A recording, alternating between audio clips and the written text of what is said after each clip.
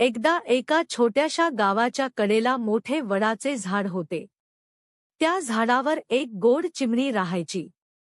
ती रोज सकाळी किलबिल करत उठायची आणि सगळ्यांना आनंद द्यायची. त्याच झाडावर एक कावळाही राहत होता. कावळा हुशार होता, पण थोडासा आळशी आणि गर्विष्ठही होता. चिमणी रोज मेहनत करून काड्या, गवत गोळा करून आपले घर नीट ठेवायची. ती इतर पक्ष्यांना मदतही करायची. कावळा मात्र म्हणायचा, इतकी धडपड कशाला? उद्या बघू. एके दिवशी जोरदार वादळ आले. पाऊस, वारा आणि गडगडाट सुरू झाला.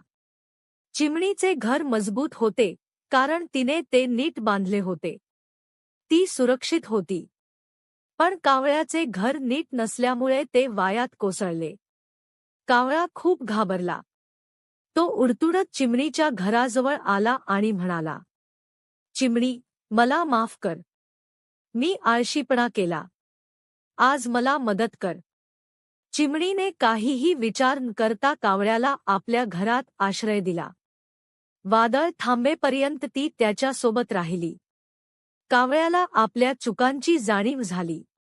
दुसऱ्या दिवशी कावळा म्हणाला, आजपासून मी मेहनतीने काम करीन आणि कोणाचा अपमान करणार नाही.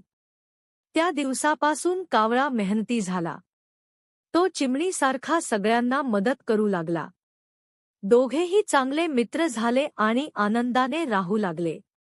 बोध: मेहनत आणि नम्रता नेहमीच उपयोगी पडते, तर आळस आणि गर्व संकटात टाकतात.